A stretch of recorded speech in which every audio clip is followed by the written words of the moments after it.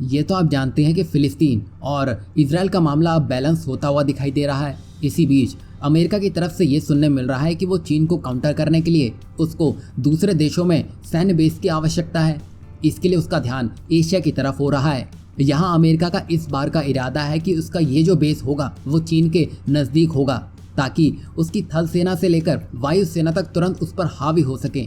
जैसा कि आप जानते ही हैं कि चीन द्वारा अपनी बैलिस्टिक मिसाइल और क्रूज मिसाइलों की संख्या में इजाफा करने में लगा हुआ है, जो आगे चलकर अमेरिकी ठिकानों के लिए खतरा साबित हो सकता है। वहीं वॉशिंगटन चीन का मुकाबला करने के लिए भारत प्रशांत क्षेत्र में अपने बेड़े को बढ़ाने के लिए काफी उत्सुक दिखाई दे रहा है। असल में प्रमुख अमेरिकी थिंक टैंक रेड के अनुसार ताइवान स्ट्रेट के 1000 किलोमीटर के रेडियस में अमेरिका के 2 बेस हैं, एक जापान तो एक साउथ कोरिया में, जबकि चीन के पास ताइपे के 800 किलोमीटर के भीतर 39 एयरबेस हैं। अब यहाँ अमेरिका के पास हथियार तो एक से एक हैं, पर इसका इस्तेमाल वो कर नहीं पा रहा है, क्योंकि चीन के इर्द गिर्द कोई भी मजबूत अमेरिका का बेस नहीं है।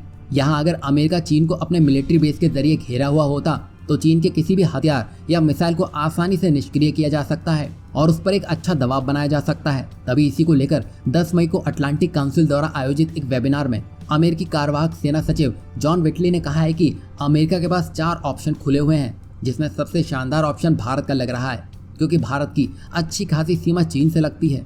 और अभी के वक्त को देखा जाए तो भारत और चीन के बीच टेंशन भी चरम पर है। जैसे लद्दाख देखें और नॉर्थ ईस्ट देख लें, चीन को हर जगह से कुटाई की ही जरूरत है। वहीं जॉन विटली ने आगे कहा है कि हमारे पास इंडोनेशिया, थाईलैंड और वियतनाम के ऑप्शन भी खुले हुए हैं, ताकि चीन को घेरने का खाका तैयार किया जा सके। और यहाँ पर भारत को तरजीह इसलिए भी दे रहा है अमेरिका, क्योंकि एक तो भारत क्वाड का एक अहम हिस्सा है, ऊपर से अमेरिका और भारत के बीच में लेमुआ समझौता हो रखा है, जिसके तहत अमेरिका और भारत दोनों ही एक दूसरे के मिलिट्री बेस का आसानी से इस्तेमाल कर सकते हैं। और अमेरिका की तरफ से ऐसा कुछ भी डेवलपमेंट देखने को मिलता है तो ये चीन की टेंशन बढ़ाने वाला काम करेगा, क्योंकि अगर अमेरिका चीन के इतना नजदीक आ गया तो चीन जीती हुई बाजी भी हार जाएगा।